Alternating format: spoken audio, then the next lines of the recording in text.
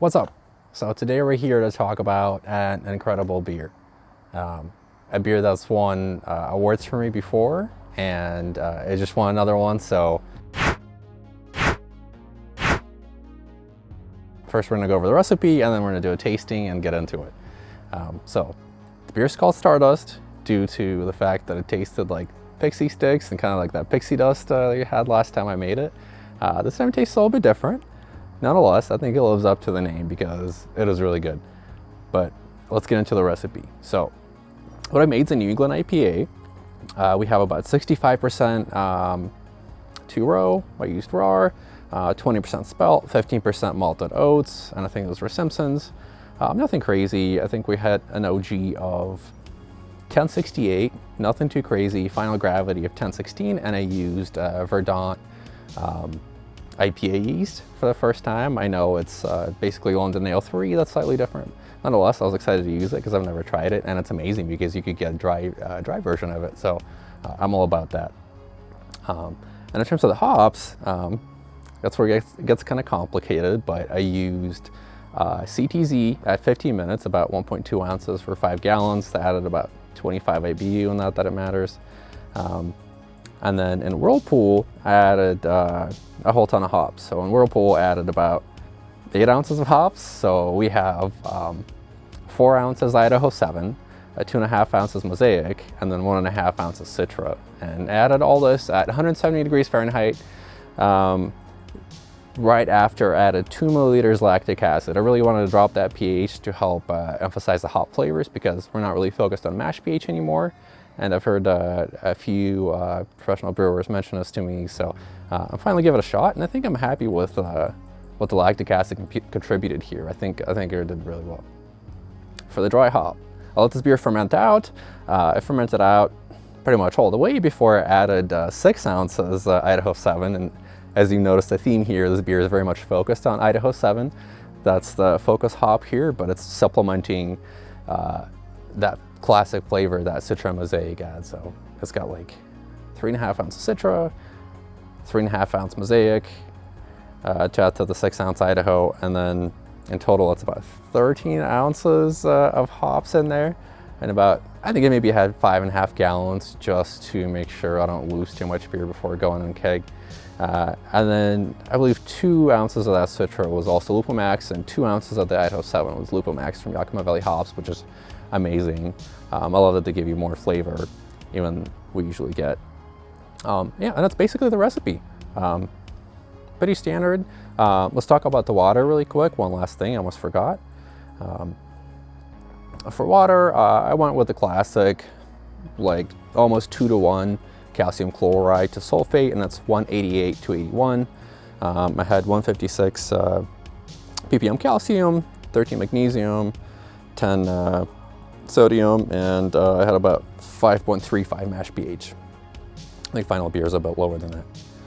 Nonetheless, I think that's about all the deets from recipe. Oh, I mashed at a temperature of 152 degrees, so pretty straightforward. Talked about all the deets now, so let's go and taste this bad boy.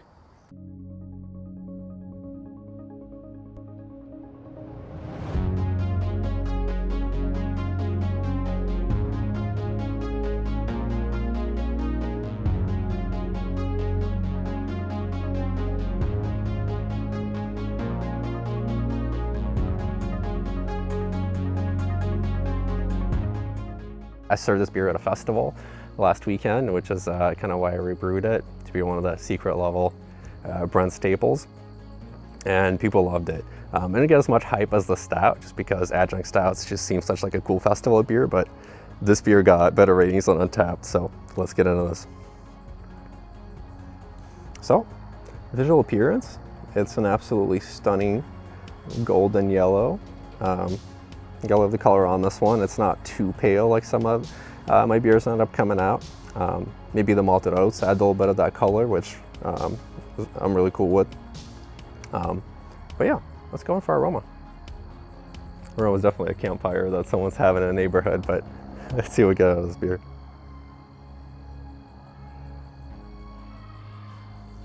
The aroma, we get like a lot of dank greens, maybe a little bit of pineapple. Yeah, so definitely a lot of that like overripe pineapple, but also a little bit of dank at first. When you first smell it, it gives out a little danky note. What do we think about the flavor though? Oh heck. Yeah, it's that dankness, but it's not overpowering because the juiciness and the sweetness of the finishing gravity is also there.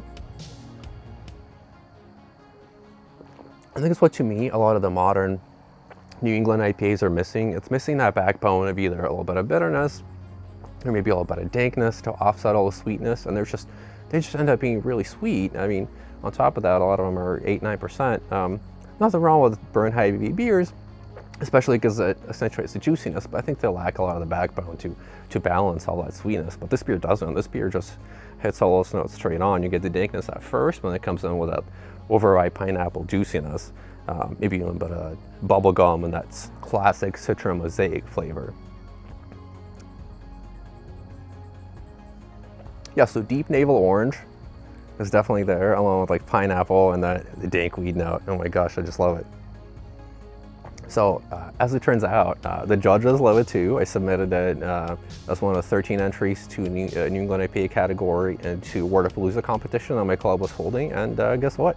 This baby got 44 points from national ranked BJCP judges a couple weeks ago. So I think it's definitely a proud achievement. I don't get too many golds, but when I do, I think it's a special moment because it's the recipes that I've been working on refining and styles that I've been brewing and rebrewing over and over. So it's definitely a special moment for me and this beer. So pretty cool. If you can, give this a shot, brew it, and I'm definitely going to be rebrewing it as soon as I get more Idaho 7. And if you could get Lupo Max, get that good stuff from Yakima Valley Hops. But I'm not going to finish there because there could probably be one improvement that I could make here, and I'll probably want to try to ramp this beer up to about 7.5% or so. I don't want to go full 8%, but right now it's like 6.8%. I'd love to get it to like 1075 starting and like 1020 finishing, get a little bit of that sweetness in there, because there's so many hops in this. I think that a little bit of sweetness would benefit in supporting all that hop flavor. Otherwise, no issues. I think I'll definitely be adding more lactic acid and Whirlpool for all the beers I make. I think it worked out wonderfully, and I'll be using much more Idaho 7 going forward just because they can't stay away from it. Oh, well, thanks for watching, and thanks for your support. Cheers.